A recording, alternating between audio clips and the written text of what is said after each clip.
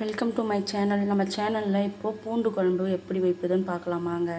அதோட 2 தக்காளி கட் பண்ணி வச்சுருக்கேன், 2 வெங்காயம், கொஞ்சம் கருவேப்பிலை, கொஞ்சம் பூண்டு, புளி, மிளகு, கடுகு, வெந்தயம், புளி கரைசல். இப்போ கடாய் காஞ்சிச்சு, எண்ணெய் ஊற்றிக்கலாம்.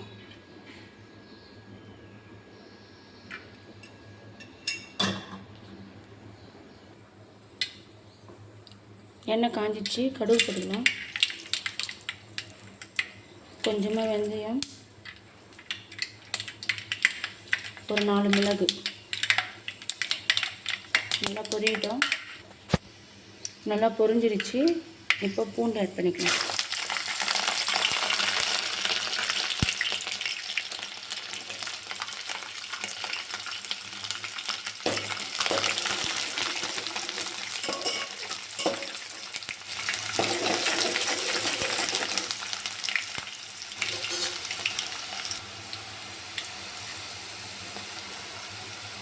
பூண்டு நல்லா சிவந்துருச்சு. வெங்காயம் போட்டுக்கலாம்.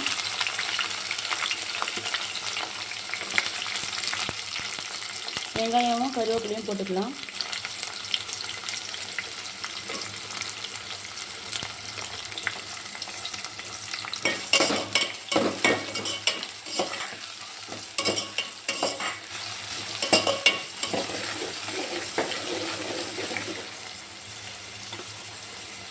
நல்லா வதங்கட்டும். வதங்கிறதுக்காக உப்பு ஆட் பண்ணிக்கலாம். இப்போ உப்பு ஆட் பண்ணிக்கலாம்.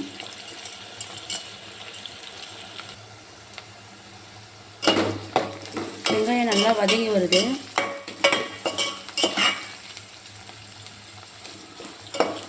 இன்னும் கொஞ்சம் நல்லா ஃப்ரை ஆகட்டும். வெங்காயம் நல்லா வதங்கி வந்துச்சு. இப்போ தக்காளி போட்டுக்கலாம்.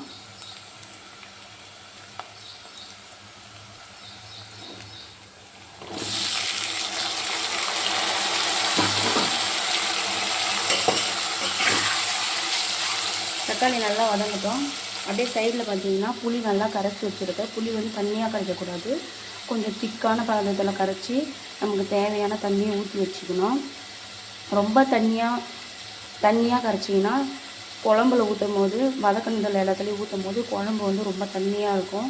நம்ம திக்கான கன்சிஸ்டன்சியில் நம்ம கரைச்சி வச்சுக்கினா குழம்பு வந்து கிரேவி பதத்துக்கு வரும். இப்போ பார்த்தீங்கன்னா தக்காளி நல்லா வதங்கி வருது. இந்த ஸ்டேஜில் கொஞ்சம் மஞ்சள் தூள், கொஞ்சம் தனி மிளகாய் தூள்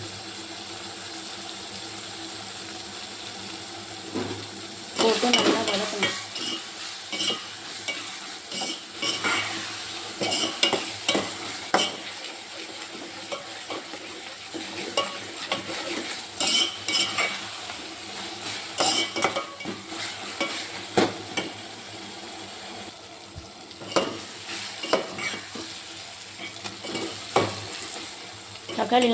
தக்காளி நல்லா வதங்கிடுச்சு. புளி தண்ணி கரைச்சி ஊற்றிக்கலாம்.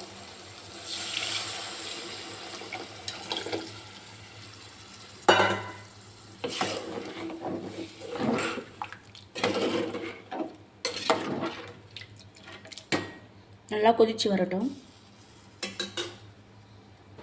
இப்போ பாருங்கள் ஃப்ரெண்ட்ஸ், நல்லா குழம்பு வந்து கொச்சிட்டு வருது. இப்போ வந்து உப்பு, காரம், டேஸ்ட் எப்படி இருக்குன்னு பார்த்துடலாம். உப்பு, காரம், புளிப்பு, டேஸ்ட் எல்லாமே சூப்பராக இருக்குது. நல்லா கொதித்து சுண்டி வரணும் குழம்பு.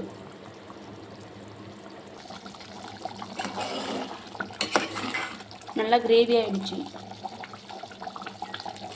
உங்களுக்கு இன்னும் கிரேவியாக வேணும்னா நல்லா இன்னும் சுண்ட விடுங்க. எனக்கு இந்த ஸ்டேஜ் போதும். லைட்டாக பெப்பர் ஆட் பண்ணிக்கிறேன். அவ்வளோதான் ஃப்ரெண்ட்ஸ், பூண்டு குழம்பு ரெடி ஆகிடுச்சு. பிடிச்சிருந்தா லைக் பண்ணுங்கள், ஷேர் பண்ணுங்கள், சப்ஸ்கிரைப் பண்ணுங்கள். Bye friends.